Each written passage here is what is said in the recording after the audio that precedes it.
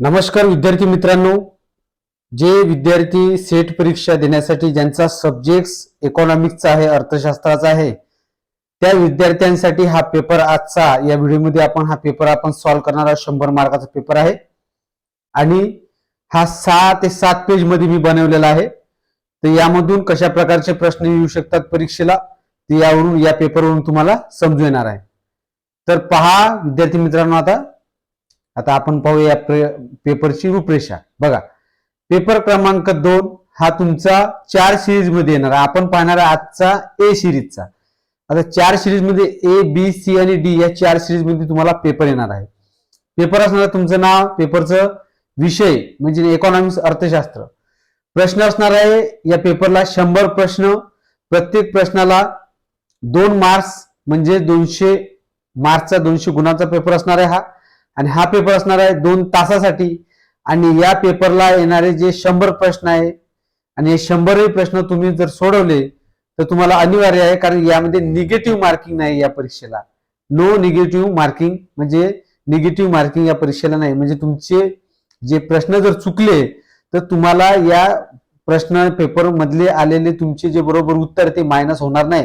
हे तुम्हाला लक्षात ठेवायचं आहे. बघा, आता पेपरमध्ये काय म्हणतात, सूचना वाचून घ्यायची अशी, सर्व प्रश्न सोडवणे तुम्हाला अनिवार्य. एकही प्रश्न सोडायचा नाही. सगळे जे आहेत प्रश्न पूर्ण टोटली 100 प्रश्न तुम्हाला त्या वेळेमध्ये तुम्हाला या 2 तासामध्ये सर्व प्रश्न सोडायचे. पहिला पेपर असतो म्हणजे आपल्या 1 तासाचा 50 प्रश्नासाठी 100 गुणांसाठी. आणि तुमचा विषयचा पेपर असतो सेकंड वाला. म्हणजे आता आपण अर्थशास्त्र बघतो, कोणाचं पॉलिटिकल सायन्स असते, हिस्ट्री असते किंवा सायन्स वाल्यांचे, कॉमर्स वाल्यांचे, तर असे काही सब्जेक्ट तुमचे असतात. तर त्यामुळे बघा, पहिली इंट्रोडक्शन आहे, सर्व प्रश्न सोडवून तुम्हाला अनिवार्य आहे. त्यानंतर दुसरी इंट्रोडक्शन आहे की प्रत्येक प्रश्नाला 4 पर्याय दिले जातात. म्हणजे तुम्हाला जर प्रश्न जर असेल तर तो 4 पर्यायामधून तुम्हाला एक पर्याय तुम्हाला निवडायचा आहे. त्यामधून तिसऱ्या नंबरला आहे की तुम्हाला योग्य पर्याय निवडायचा आहे. त्यानंतर चौथ्या नंबरला प्रत्येक प्रश्नाला 2 गुण आहे. म्हणजे तुमचा प्रत्येक जो प्रश्न तुम्ही सोडवला त्या प्रत्येक प्रश्नाला तुमचं जर उत्तर बरोबर आलं तर तुम्हाला 2 गुण मिळणार. त्यानंतर या प्रश्नपत्रिकेमध्ये निगेटिव्ह मार्किंग नाही. कोणताही चुकला प्रश्न तरी तुमचा मायनस होणार नाही आलेला बरोबर. हे तुम्हाला लक्षात ठेवायचं आहे. काही इंस्ट्रक्शन इंग्लिशमध्ये सुद्धा दिले बघा. All questions are compulsory. Each question has 4 question. Choose the correct options. Each question carries 2 marks. आणि लास्ट आहे there is no negative marking. म्हणजे अशा प्रकारची तुमची पेपरची रूपरेषा जी आहे ते असणार आहे सेकंड पेपरची. ओके, आपण यामध्ये आता प्रश्न आपण पाहणार आहे. तर आता सुरुवात करूया आपण पहिल्या प्रश्नापासून. पहिला प्रश्न आहे, अर्थशास्त्राचे जनक कोण आहे? पर्याय दिलेले 4. बघा मित्रांनो, मी इकडे प्रश्न दिलेले आहे, या बाजूला मी उत्तर सुद्धा दिलेले आहे. तर तुम्ही इकडचं जे आहे ऑप्शन उत्तर पाहून तुम्ही इकडे म्हणजे त्या प्रश्नाचं उत्तर देऊ शकता. अशा पद्धतीने मी हे प्रश्न पत्रिका जी तयार केलेली आहे. तर बघा, पहिला प्रश्न, अर्थशास्त्राचे जनक कोण आहे? ज्या विषयाचे विद्यार्थी आपल्या या विषयाचे ज्यांचं अर्थशास्त्रामध्ये पदव्युत्तर पदवी झालं हे प्रश्न त्यांच्यासाठी खूप सोपे आहे. कारण की अर्थशास्त्राचे जनक जे आपले कोण आहे ते सर्वांनाच माहित असतात. त्यामुळे बघा 4 ऑप्शन दिलेले आहे. A J M. Keynes, B Adam Smith, C Alfred Marshall, D David Ricardo. हे 4ही पर्यायांपैकी या प्रश्नाचं उत्तर आहे ऑप्शन नंबर बी. इकडे दिलेलं आहे, बघा इथे बी दिलेला आहे. ओके, तर त्यामुळे ऑप्शन नंबर बी जे आहे ते उत्तर असणार आहे. म्हणजे ॲडम स्मिथ जे आहे आपल्या अर्थशास्त्राचे जनक आहे. त्यानंतर हा झाला पहिला प्रश्न. त्यानंतर आता दुसरा प्रश्न, वेल्थ ऑफ नेशन हा ग्रंथ कोणी लिहिला? पर्याय दिलेले A Adam Smith, B Keynes, D Ricardo, D marshal. ते 4ही पर्यायांपैकी या प्रश्नाचं उत्तर ऑप्शन नंबर ए ॲडम स्मिथ यांनी वेल्थ ऑफ नेशन हा ग्रंथ लिहिलाय. त्यानंतर तिसऱ्या नंबरचा प्रश्न आहे, अर्थशास्त्राची कल्याणवादी व्याख्या कोणी मांडली? पर्याय दिलेले आहे ए रॉबिन्स, बी मार्शल, सी पिगू, डी सॅम्युएल्सन. 4ही पर्यायांपैकी या प्रश्नाचं उत्तर ऑप्शन नंबर बी मार्शल यांनी अर्थशास्त्राची कल्याणवादी व्याख्या मार्शल यांनी केलेली आहे. त्यानंतर प्रश्न क्रमांक 4 पहा, दृश्यभातेवर आधारित अर्थशास्त्राची व्याख्या कोणी केलेली आहे? पर्याय दिले A Adam Smith, B Robbins, C Keynes, D Pigou. ते 4ही पर्यायांपैकी या प्रश्नाचं उत्तर ऑप्शन नंबर बी रॉबिन्स. त्यानंतर प्रश्न क्रमांक 5, मागणीचा नियम कोणत्या संबंधाने स्पष्टीकरण करतो? मागणीचा नियम कोणत्या संबंधाचे स्पष्टीकरण करतो? पर्याय दिले ए समसंबंध, बी व्यस्त संबंध, सी शून्य संबंध, डी थेट संबंध. या 4ही पर्यायांपैकी या प्रश्नाचं उत्तर ऑप्शन नंबर बी व्यस्त संबंध जो आहे ते याचे स्पष्टीकरण करतो. त्यानंतर आहे प्रश्न क्रमांक 6, खालीलपैकी मागणीवर परिणाम करणारा घटक कोणता? पर्याय दिलेले आहे. ए उत्पन्न, बी आवडीनिवडी, सी वस्तूची किंमत, डी आहे वरील सर्व. त्या प्रश्नाचं उत्तर आहे ऑप्शन नंबर डी म्हणजे वरील सर्व. मागणीवर परिणाम करणारे जे घटक आहे त्यामध्ये उत्पन्नाचा समावेश आहे, आवडीनिवडीचा पण आहे आणि वस्तूची किमतीचा पण आहे. त्यामुळे याचं उत्तर आहे वरील सर्व. त्यानंतर प्रश्न क्रमांक 7 पहा. पुरवठ्याचा नियम कोणत्या संबंधाचे स्पष्टीकरण करतो? पर्याय दिलेले ए व्यस्त संबंध, बी समसंबंध, सी कोणताही संबंध नाही, डी आहे स्थिर संबंध. ते चारही पर्यायांपैकी या प्रश्नाचं उत्तर ऑप्शन नंबर बी समसंबंध. पुरवठ्याचा नियम जो आहे तर हा समसंबंध या संबंधाचे स्पष्टीकरण करतो. त्यानंतर प्रश्न क्रमांक 8 पाहूया. 2 मिनिट मित्रांनो.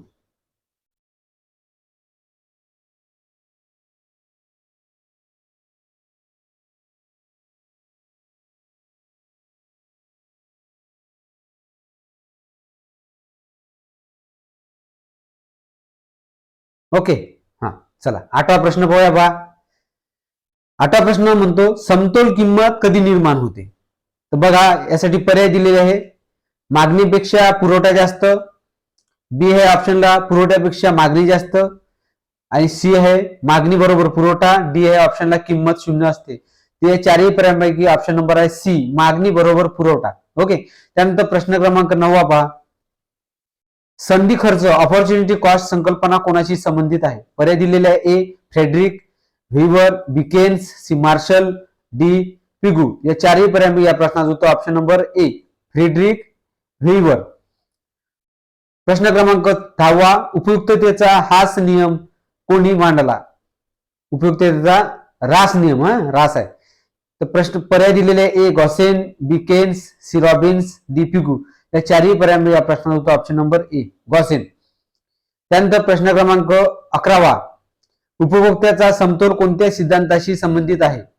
पर्याय ए आहे उपयुक्तता सिद्धांत, बी आहे उत्पादन सिद्धांत, सी वितरण सिद्धांत, डी व्यापार सिद्धांत. या चारही पर्यायांपैकी या प्रश्नाचं उत्तर ऑप्शन नंबर ए उपयुक्तता सिद्धांत. प्रश्न क्रमांक 12 उत्पादनाचे घटक किती आहे? पर्याय 2, बी 3, सी 4, डी 5. चारही पर्यायांपैकी या प्रश्नाचं उत्तर ऑप्शन नंबर सी 4 आहे. श्रम, भूनी, भांडवल आणि संयोजक हे उत्पादनाचे 4 घटक आहेत, लक्षात ठेवायचं आहे. त्यानंतर 13 प्रश्न आहे. खालीलपैकी उत्पादनाचा घटक कोणता आहे? पर्याय ए जमीन, बी श्रम, सी भांडवल, डी वरील सर्व. या सर्वांचे जे आहेत मी आधीच एक प्रश्न आला होता आपल्याला 12वा उत्पादनाचे घटक किती? ती 4. यामध्ये हे वरील सर्व बरोबर आहे. जमीन आहे, श्रम आहे, भांडवल आणि एक संयोजक आहे. तर इथं संयोजक दिले नाही तर वरील सर्व आहे ते वरील सर्व बरोबर. ऑप्शन नंबर डी ए बरोबर आहे. ओके. त्यानंतर आता पाहूया 14वा प्रश्न. प्रश्न क्रमांक 14 जीडीपीचे स्वरूप पूर्ण रूप काय आहे? Option number A gross domestic product, B general domestic product, C आहे ग्रॉस डेव्हलपमेंट प्रोडक्ट, डी आहे ग्लोबल डोमेस्टिक प्रोडक्ट. ते चारही पर्यायांपैकी या प्रश्नाचं उत्तर option number A gross domestic product म्हणजे जीडीपी. त्यानंतर एनएनपी 15वा प्रश्न पहा. एनएनपी म्हणजे काय? पर्याय दिले. एक net national product, B national net price, C आहे नेट न्यू प्रोडक्ट, त्यानंतर डी आहे ऑप्शन नॅशनल न्यू प्रोडक्शन. ते चारही पर्यायांपैकी या प्रश्नाचं उत्तर ऑप्शन नंबर ए नेट नॅशनल प्रोडक्ट म्हणजे एनएनपी. हे झाले आपलं पहिल्यापासून 15 पर्यंतचे 1 पासून 15 पर्यंत पहिलं पेज. त्यानंतर आता 16 पासून पहा. हे प्रश्नपत्रिका तुमच्यासाठीच बनवले खास की तुमचा यामधून सराव होऊन जाणार विद्यार्थी मित्रांनो. त्यामुळेच मी अशी प्रश्नपत्रिका तुमच्यासाठी खास बनवलेली आहे. ओके. त्यानंतर आपल्याला पाहायचा आहे 16वा प्रश्न. भारताची केंद्रीय बँक कोणती? बघा पर्याय दिले. A SBI, B RBI, C NABARD, D SEBI. या चारही पर्यायांपैकी या प्रश्नाचा ऑप्शन नंबर बी आरबीआय ही भारताची केंद्रीय बँक आहे.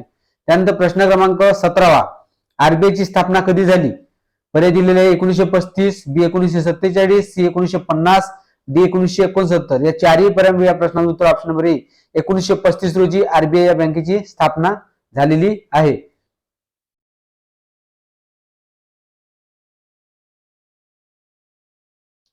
त्यानंतर 18वा प्रश्न पहा. भारतातील नियोजन आयोगाची स्थापना कधी झाली आहे? पर्याय दिले. ए 1947, बी 1950, सी 1952, डी 1960. या चारही पर्यायांपैकी या प्रश्नाचं उत्तर ऑप्शन नंबर बी 1950 रोजी भारतीय नियोजन मंडळाची आयोगाची स्थापना झालेली आहे. त्यानंतर प्रश्न क्रमांक 19वा, नियोजन आयोगाच्या जागी कोणती संस्था आलेली आहे? बघा, त्यामुळे पर्याय दिलेले ए आरबीआय, बी NITI Aayog, C NABARD, D SEBI. या चारही पर्यायांपैकी या प्रश्नाचं उत्तर ऑप्शन नंबर बी नीती आयोग. 2014 ला मोदी सरकार सत्तेत आल्यानंतर योजना आयोगाचे नाव बदलून त्याची नीती आयोग करण्यात आलेले, हे तुम्हाला लक्षात ठेवायचं आहे. त्यानंतर प्रश्न क्रमांक 20वा पहा, भारतात हरित क्रांतीचा संबंध कशाशी आहे? पर्याय दिले ए औद्योगिक उत्पादन, बी कृषी उत्पादन, सी सेवा क्षेत्र, डी आहे व्यापार. या चारही पर्यायांपैकी या प्रश्नाचं उत्तर ऑप्शन नंबर बी कृषी उत्पादन. हरित क्रांतीचा संबंध कृषी उत्पादनाशी संबंधित आहे. त्यानंतर प्रश्न क्रमांक 21वा, महागाई म्हणजे काय?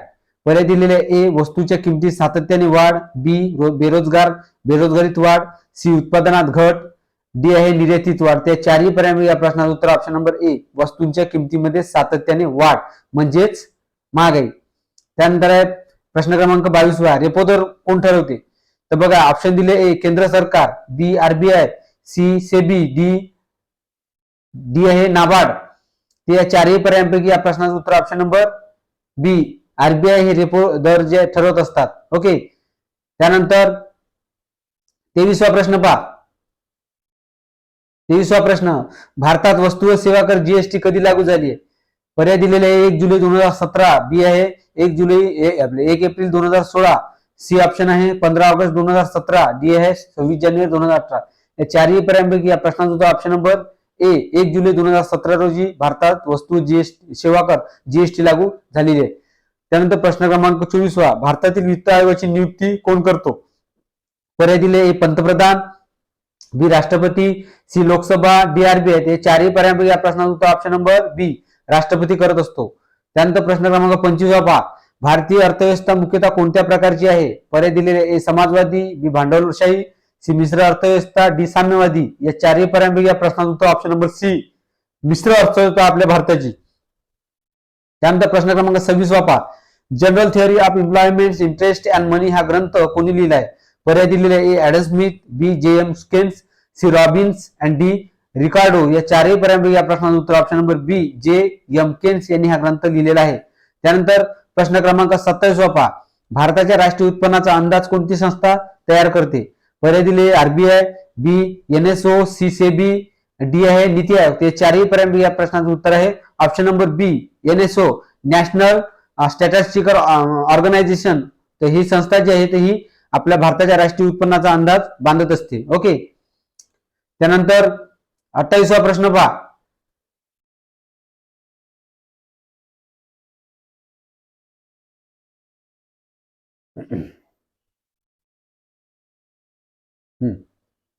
चला हा 28वा प्रश्न पाहूया आपण. त्यामुळे प्रति व्यक्ती उत्पन्न पर कॅपिटल इन्कम कसे काढतात? पर्याय दिले ए राष्ट्रीय उत्पन्न भागिले लोकसंख्या, बी आहे लोकसंख्या भागिले राष्ट्रीय उत्पन्न, सी ऑप्शन आहे जीडीपी भागिले महागाई दर, ऑप्शन नंबर डी आहे जीएनपी भागिले जीडीपी. या चारही पर्यायांपैकी या प्रश्नाचं उत्तर ऑप्शन नंबर ए राष्ट्रीय उत्पन्न भागिले लोकसंख्या करून प्रति व्यक्ती उत्पन्न जे आहे ते काढत असतात. त्यानंतर प्रश्न क्रमांक 29वा पहा, भारतातील पंचवार्षिक योजना किती वर्ष राबविल्या गेल्या? तर ऑप्शन नंबर दिले भारतातील पंचवार्षिक योजना किती वर्ष राबविल्या गेल्या? तर बघा, ऑप्शन नंबर ए 1951 ते 1917, बी 1950 ते 2015, सी आहे 1947 ते 2014, डी 1960 ते 2015. या प्रश्नाचं उत्तर ऑप्शन नंबर ए 1951 पासून तर 2017 पर्यंत पंचवार्षिक योजना जी आहे ते ह्या राबवल्या गेलेल्या आहे आतापर्यंत. ओके. त्यानंतर आता सुद्धा आता सुद्धा पंचवार्षिक योजना आपल्या लागू आहेत, पण हे परीक्षेच्या दृष्टिकोनातून लक्षात ठेवा. जर विचारलं तर 1951 ते 1917 2017 हे तुम्हाला ऑप्शन द्यायचं आहे. त्यानंतर प्रश्न क्रमांक 30वा पहा, भारतातील पहिली पंचवार्षिक योजना कोणत्या क्षेत्रावर आधारित होती? सर्वांनाच माहित आहे ऑप्शन नंबर बी आहे कृषी आधारित. ओके. पण पर्याय दिले हे उद्योग, कृषी, सेवा, व्यापार. ऑप्शन नंबर बी या प्रश्नाचं उत्तर बरोबर आहे. त्यानंतर आता पाहायचा आपल्याला 31वा प्रश्न. 2 मिनिट थांबा मित्रांनो, जागा पुरी आहे इथे त्यामुळे. ओके. चला 31वा प्रश्न पहा, चलनवाढ नियंत्रणासाठी आरबीआय कोणते धोरण वापरते? पर्याय दिलेले ए राजकोषीय धोरण, बी मौद्रिक धोरण, सी व्यापार धोरण, डी औद्योगिक धोरण, या चारही पर्याय या प्रश्नाचं उत्तर ऑप्शन नंबर बी मौद्रिक धोरण जे आहे ते हे चलनवाढ नियंत्रणासाठी मौद्रिक धोरण जे आहे वापरत असते, आरबीआय जे आहे ते वापरत असते. त्यानंतर प्रश्न क्रमांक 32 पहा, सीआरआर चे पूर्ण रूप काय आहे?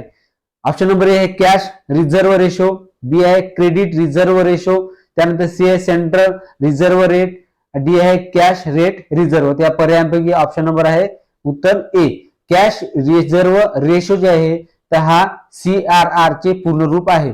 त्यानंतर प्रश्न क्रमांक 33 पहा, एसएलआर चे पूर्ण रूप काय आहे? पर्याय दिलेले A statutory liquidity ratio, and option number B आहे स्टँडर्ड लिक्विडिटी रेट, त्यानंतर सी आहे स्टेट लिक्विडिटी रेशो, त्यानंतर ऑप्शन नंबर डी आहे सिक्युरिटी लेंडिंग रेशो. तर या पर्यायांपैकी या प्रश्नाचं उत्तर option number A statutory liquidity ratio जे आहे ते एसएलआर चे पूर्ण रूप आहे.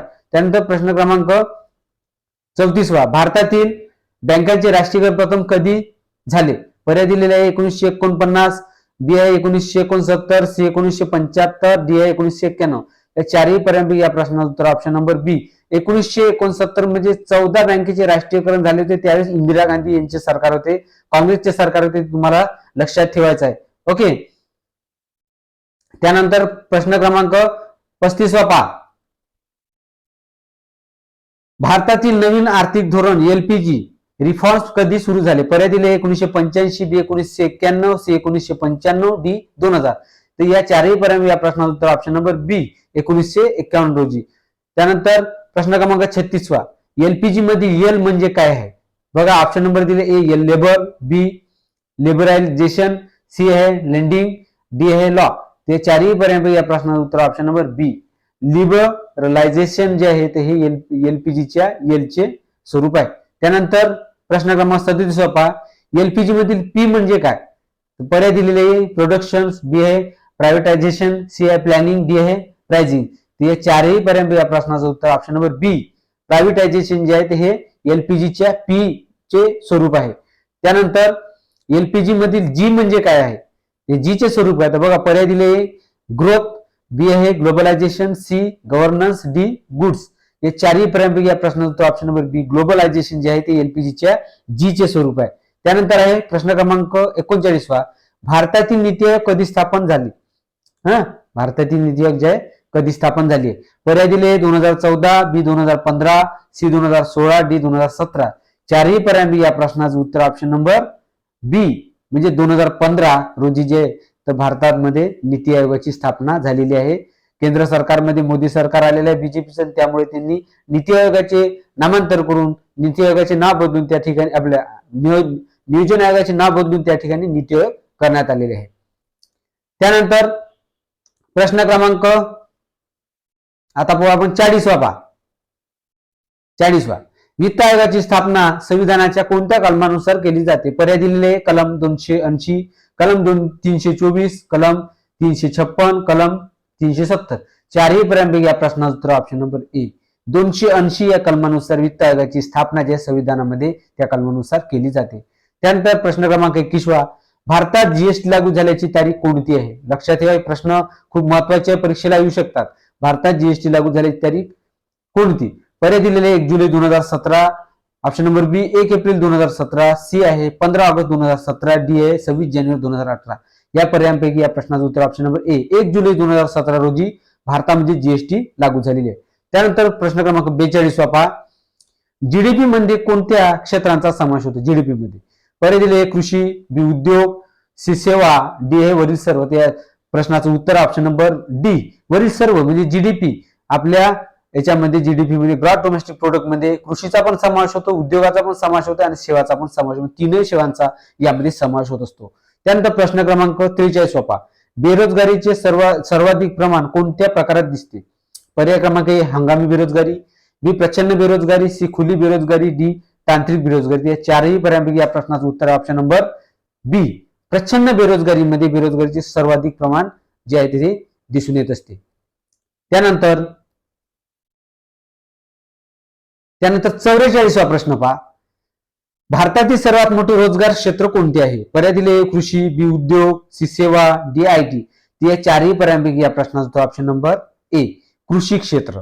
त्यानंतर 45वा प्रश्न आहे, सार्वजनिक खर्चाचा सिद्धांत कोणी मांडला? पर्याय दिले Wagner, B Keynes, C Marshall, D Pigou.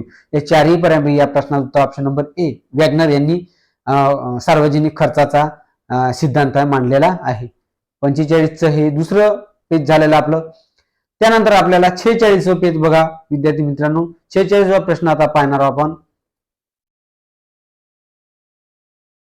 Okay, 46वा प्रश्न पाहूया. कर देण्याची क्षमता ॲबिलिटी टू पे सिद्धांत कोणाशी संबंधित आहे? पर्याय दिले ॲडम स्मिथ, बी Dalton, C Keynes, D Ricardo. या चारही पर्याय या प्रश्नाचा ऑप्शन नंबर बी डॉल्टन जे आहे त्यांनी कर देण्याची क्षमता सिद्धांत हा सिद्धांत यांच्याशी संबंधित आहे, डॉल्टनशी.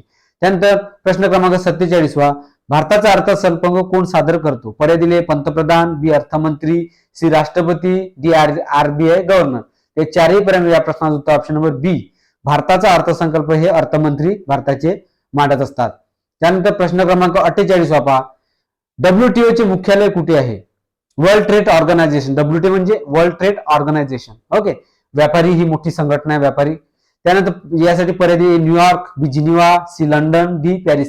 या चारही पर्याय या प्रश्नाचं उत्तर option number B Geneva, Switzerland. Geneva हे स्वित्झर्लंड मध्ये शहर आहे आणि या शहरामध्ये हे WTO वर्ल्ड ट्रेड ऑर्गनायझेशनची संघटना आहे. त्यानंतर प्रश्न क्रमांक 49 पहा, IMF चे पूर्ण रूप काय आहे?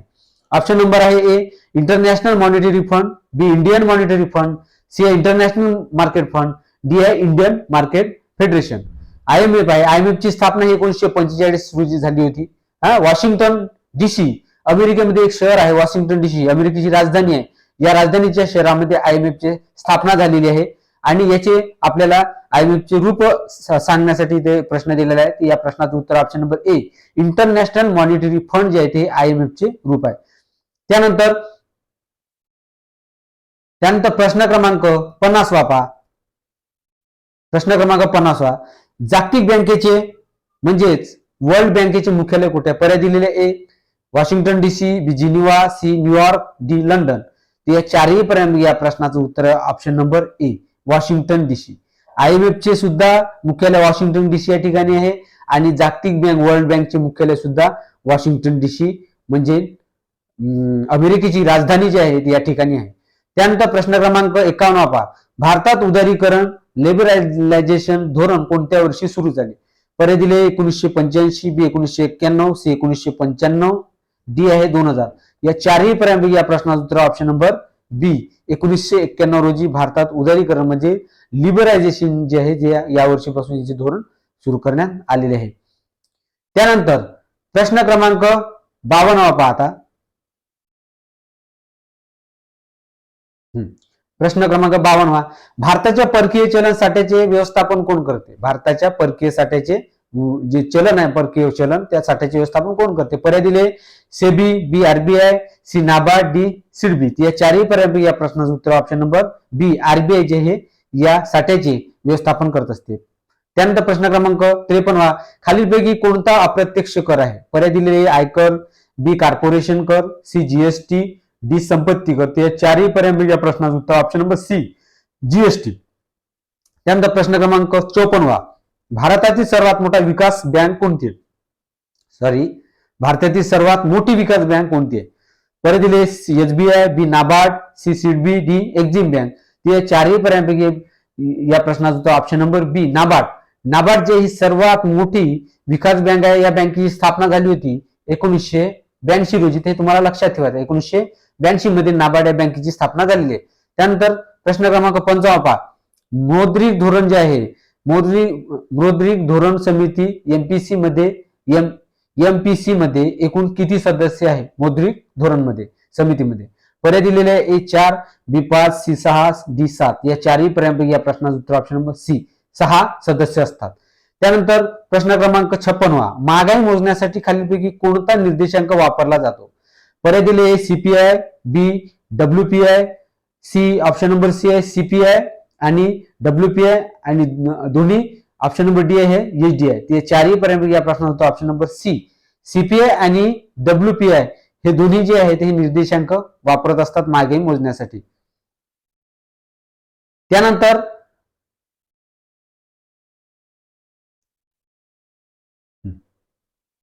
प्रश्न क्रमांक 57 पहा, मानवी विकास निर्देशांक HDI कोण प्रकाशित करते? पर्याय दिले ए IMF, बी UNDP, सी WTO, डी आहे वर्ल्ड बँक. ते चारही पर्याय या प्रश्नाचं उत्तर आहे ऑप्शन नंबर बी. UNDP जे आहे ते हे मानवी विकास निर्देशांक प्रकाशित करत असते. त्यानंतर प्रश्न क्रमांक 58 आहे, भारतात जनगणना किती वर्षांनी होते? दर वर्षी किती वर्षांनी होते? तर बघा पर्याय दिले 5 वर्षांनी, बी 8 वर्षांनी, सी 10 वर्षांनी, डी आहे आपलं डी 12 वर्षांनी. या चारही पर्याय या प्रश्नाचं उत्तर ऑप्शन नंबर सी, दर 10 वर्षांनी भारतामध्ये जनगणना होत असते. त्यानंतर प्रश्न क्रमांक 59, ब्लू इकॉनॉमी प्रामुख्याने कशाशी संबंधित आहे? पर्याय दिले कृषी, बी समुद्री संसाधने, सी उद्योग, डी आहे ऊर्जा. या चारही पर्याय या प्रश्नाचं उत्तर आहे ऑप्शन नंबर बी, समुद्री संसाधने याच्याशी जे आहे ते ब्लू इकॉनॉमी जे आहे ते संबंधित आहे. त्यानंतर प्रश्न क्रमांक 60, भारतातील सर्वात मोठी व्यापारी बँक कोणती आहे?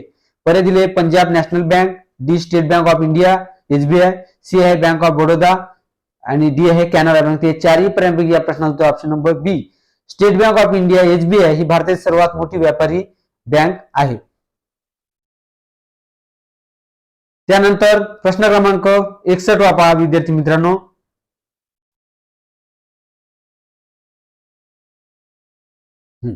प्रश्न क्रमांक 61, राजकोषीय तूट फिस्कल डिफिसाइट म्हणजे काय? पर्याय दिले महसूल मायनस खर्च, ऑप्शन नंबर बी आहे एकूण खर्च मायनस महसूल प्लस कर्जा व्यतिरिक्त प्राप्ती. त्यानंतर ऑप्शन नंबर सी आहे निर्यात मायनस आयात.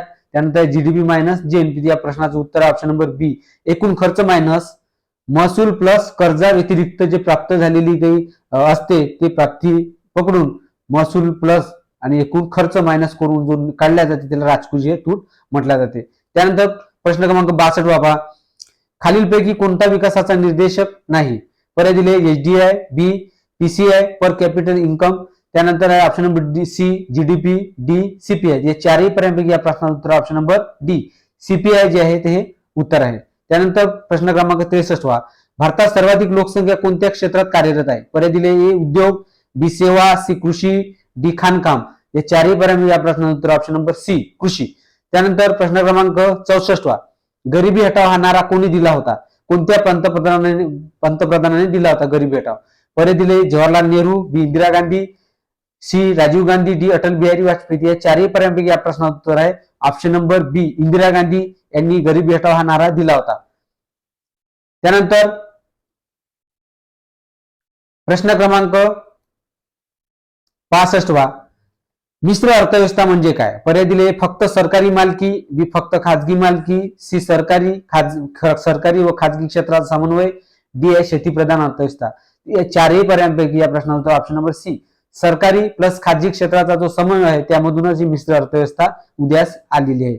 ओके. त्यानंतर प्रश्न क्रमांक 66, भारतातील पहिली प्रादेशिक ग्रामीण बँक RRB कधी सुरू झाली? पर्याय दिलेला ए 1969, बी 1975, सी 1982, डी 1991.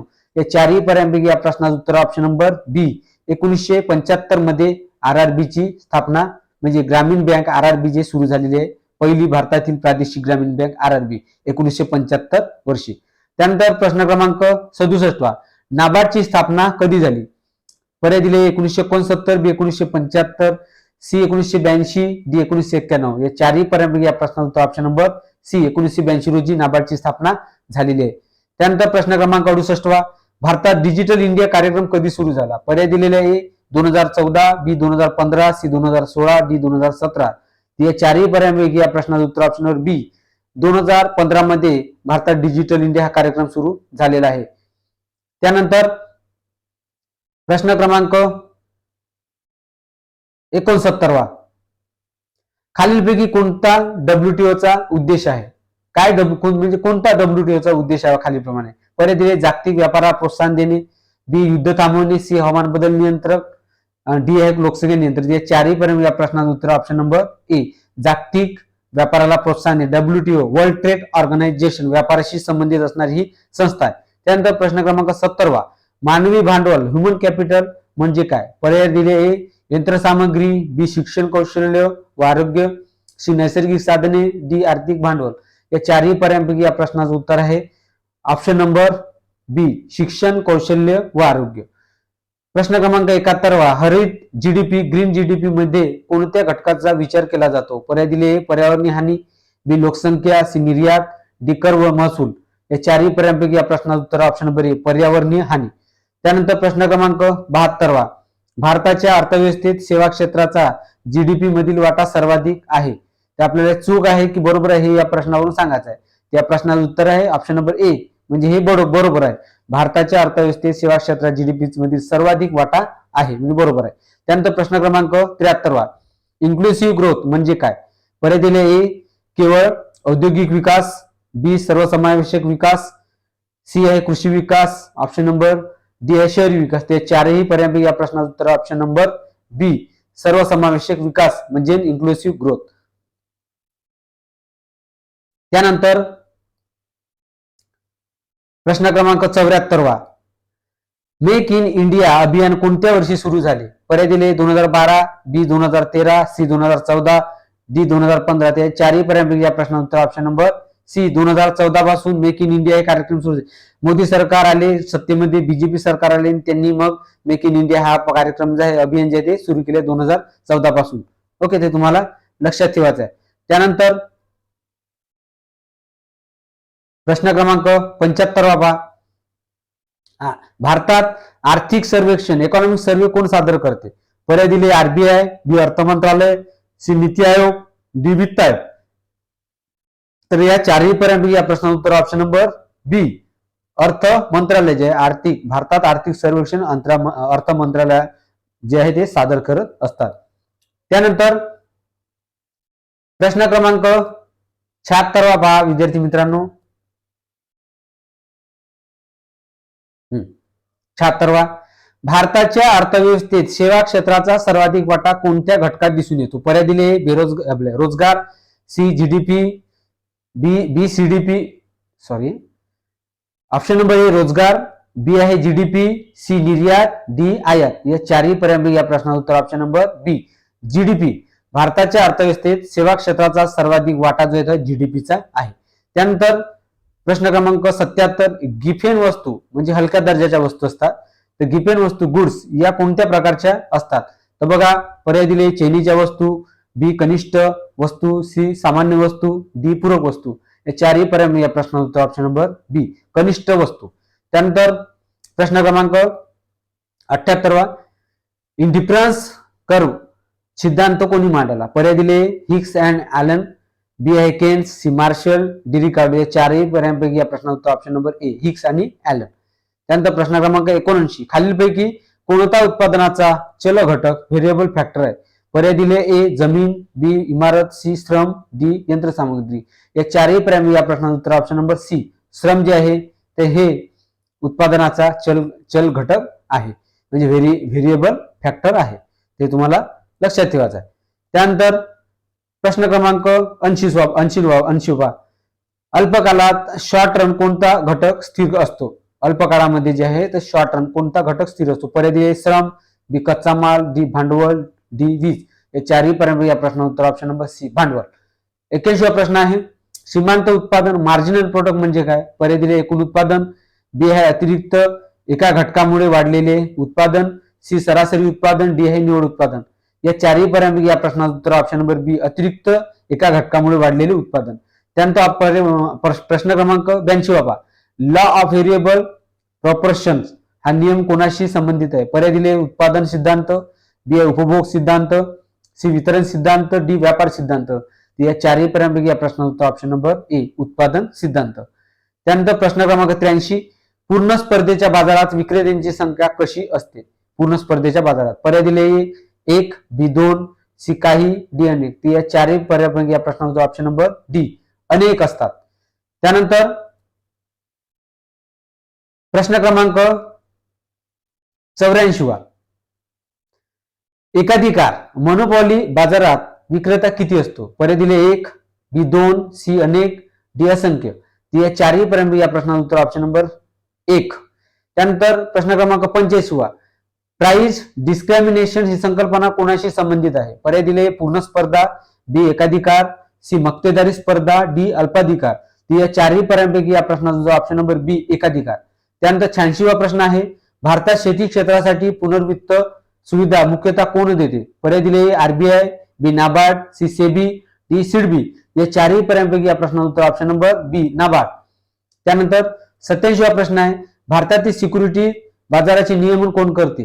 पर्याय दिले RBI, B SEBI, C NABARD, D IRDAI. या चारही पर्यायांपैकी या प्रश्नाचं उत्तर ऑप्शन नंबर बी सेबी. त्यानंतर प्रश्न क्रमांक 88वा, मानवी विकास निर्देशांक HDI मध्ये खालीलपैकी कोणता घटक समाविष्ट नाही? पर्याय दिले शिक्षण, बी आरोग्य, सी उत्पन्न, डी महागाई दर. तर चारही पर्यायांपैकी या प्रश्नाचं उत्तर ऑप्शन नंबर डी महागाई दर.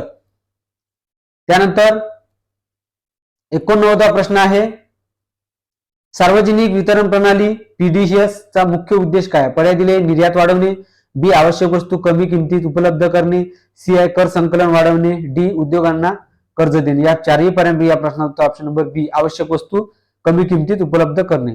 त्यानंतर प्रश्न क्रमांक 9 आहे, भारतातील चलन नोटा जारी करण्याचा अधिकार कोणाकडे आहे? पर्याय दिले वित्त मंत्रालय, बी आरबीआय, सी SBI, डी संसद. या चारही पर्यायांपैकी या प्रश्नाचं उत्तर ऑप्शन नंबर बी आरबीआय यांच्याकडे नोटा जारी करण्याचा अधिकार आहे. त्यानंतर शेवटचे आता 10 प्रश्न राहिले पहा विद्यार्थी मित्रांनो. ओके,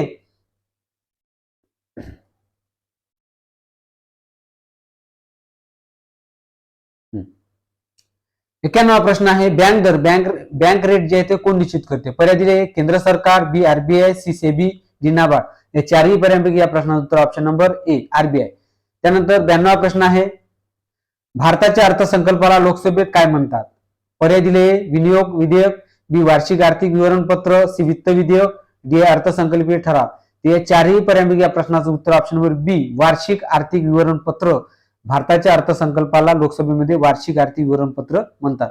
त्यानंतर प्रश्न क्रमांक 93वा, जागतिक व्यापार संघटना WTO ची स्थापना कधी झाली? पर्याय दिले 1985, बी 1991, सी 1995, डी 2000. या चारही पर्यायांपैकी या प्रश्नाचं उत्तर ऑप्शन नंबर सी 1995 रोजी जे आहे ते ही जागतिक व्यापार संघटना WTO ची स्थापना झालेली आहे. त्यानंतर प्रश्न क्रमांक 94 पहा, IMF ची स्थापना कोणत्या परिषदेनंतर झाली? पर्याय दिले ब्रेटन वुड्स परिषद, जी आहे जिनिव्हा परिषद, सी पॅरिस परिषद, डी आहे दोहा परिषद. या चारही पर्यायांपैकी या प्रश्नाचं option number A Bretton Woods परिषद जे आहे या अंतर्गत हे IMF ची स्थापना झालेली आहे. त्यानंतर 95वा प्रश्न आहे, ईज ऑफ डुईंग बिझनेस निर्देशांक कोण प्रकाशित करत होते? पर्याय दिले IMF, B World Bank, C WTO, D UNDP. ते चारही पर्यायांपैकी या प्रश्नाचं option number B World Bank. त्यानंतर प्रश्न क्रमांक 96, भारतातील बेरोजगारीचा डेटा मुख्यतः कोण प्रसिद्ध करते? पर्याय दिले आरबीआय, बी NSO, PLFS, त्यानंतर C SEBI, D NITI Aayog. ते चारही पर्यायांपैकी या प्रश्नाचं उत्तर आहे ऑप्शन नंबर बी NSO, PLFS जे आहेत हे भारतातील बेरोजगारीचा डेटा मुख्यतः सादर करत असतात. त्यानंतर प्रश्न क्रमांक 97 पहा, शाश्वत विकास सस्टेनेबल डेव्हलपमेंट म्हणजे काय? पर्याय दिले ए फक्त आर्थिक विकास, बी पर्यावरणाचे संरक्षण करत विकास साधणे, सी फक्त औद्योगिक विकास, डी फक्त कृषी विकास. ते चारही पर्याय या प्रश्नाचं उत्तर ऑप्शन नंबर बी पर्यावरणाचे संरक्षण करत विकास साधणे. त्यानंतर 98वा प्रश्न आहे, आत्मनिर्भर भारत अभियान कोणत्या वर्षी जाहीर करण्यात आले? पर्याय दिले ए 2018, बी 2019, सी 2020, डी 2021. ते चारही पर्यायांपैकी या प्रश्नाचं ऑप्शन नंबर सी 2020 म्हणजे आत्मनिर्भर भारत अभियान जे चालू करण्यात आलेले आहे. त्यानंतर प्रश्न क्रमांक 99, भारताच्या जीडीपी मध्ये सर्वाधिक योगदान कोणत्या क्षेत्राचे आहे? पर्याय दिले कृषी, बी उद्योग, सी सेवा क्षेत्र, डी खाणकाम. या चारही पर्यायांपैकी या प्रश्नाचं उत्तर आहे सेवा क्षेत्र. सर्वात जास्त जीडीपी मध्ये योगदान जर असेल आता सेवा क्षेत्राचे आहे. ओके, त्यानंतर मित्रांनो शेवटचा प्रश्न आता पाहूया आपण 100वा प्रश्न. ओके, तर 100वा प्रश्न आहे 100वा प्रश्न आहे, महाराष्ट्र सेट नेट सहाय्यक प्राध्यापक परीक्षेत अर्थशास्त्र विषयासाठी सर्वाधिक महत्वाचे क्षेत्र कोणते आहे? पर्याय दिले सूक्ष्म व स्थूल अर्थशास्त्र, बी भारतीय अर्थव्यवस्था, सी आहे सार्वजनिक वित्त व आंतरराष्ट्रीय अर्थशास्त्र, आणि डी आहे वरील सर्व. ते चारही पर्यायांपैकी या प्रश्नाचं उत्तर ऑप्शन नंबर डी वरील सर्व. म्हणजे महाराष्ट्र सेट नेट सहाय्यक प्राध्यापक परीक्षेमध्ये अर्थशास्त्र विषयाशी संबंधित काही जे प्रश्न येत असेल त्यामधून येते. सूक्ष्म अर्थ, स्थूल अर्थशास्त्रामधून, भारतीय अर्थव्यवस्थेमधून आणि सार्वजनिक वित्त व आंतरराष्ट्रीय अर्थव्यवस्थेमधून. तर या सर्व याच्यामधून हे प्रश्न येत असते. त्यामुळे या प्रश्नाचे जे उत्तर आहे ते ऑप्शन नंबर डी वरील सर्व. तर मित्रांनो, अशा प्रकारे आपल्याला या सेट परीक्षेमध्ये अर्थशास्त्रावरती प्रश्न जे आहे ते विचारण्यात येतात. तर ज्या विद्यार्थ्यांचा पेपर हा अर्थशास्त्र आहे त्यांच्यासाठी हे खूप महत्वाचे व्हिडिओ आहे आजचा. त्यांचा हा या व्हिडिओच्या माध्यमातून सराव होणार आहे. तर मित्रांनो, असेच व्हिडिओ आपण एक 2 दिवसानंतर आपण टाकणार आहे पहिल्या पेपरचे, म्हणजे जे पहिला सामान्य पेपर कंपल्सरी असतो सर्वांसाठी आणि बाकी सब्जेक्टचा असतो. जसं अर्थशास्त्र टाकला, उद्या मी राज्यशास्त्राचा टाकू शकतो, इतिहास टाकणार, त्यानंतर समाजशास्त्र. जे सेट परीक्षेमध्ये जे काही सब्जेक्ट दिलेले आहे 37-38 सब्जेक्ट, या सब्जेक्ट वरती मी कोणताही व्हिडिओ तुम्हाला सरावासाठी आपल्या चॅनलवर टाकू शकणार आहे. तर त्यामुळे तुम्ही जर चॅनलवर नवीन असाल, काही विद्यार्थी नवीन असेल, काही जुने असेल, काही मित्रांना वगैरे तुमच्या माहित नसेल, तर असे जर व्हिडिओ जर आवडले तर शेअर करा, ओके, लाईक्स करा, कमेंट्स करा. काही जर एखादी चूकमूक जर आढळली तर कमेंटच्या माध्यमातून तुम्ही कमेंट सुद्धा करू शकता. त्यामध्ये आपण त्या व्हिडिओमध्ये आपण बदल करू शकतो. प्रश्नाच्या उत्तरामध्ये एखादी चुकीनं जर बदल झाला, म्हणजे बदलून जर प्रश्न आला असेल इकडे तिकडे प्रिंटिंगमध्ये, तर त्यामुळे आपण ती चूक प्रश्न सुधारू. तर अशा पद्धतीनं तुमचं जे काही प्रश्न वगैरे असते त्या प्रश्नांचं निराकरण आपण करू शकतो. तर त्यामुळे मित्रांनो, बिनधास्तपणे विचारा, मला काही अडचण असली तर. ओके, चला पुढच्या व्हिडिओमध्ये अजून भेटूया. आज आपण येतच थांबूया. धन्यवाद मित्रांनो.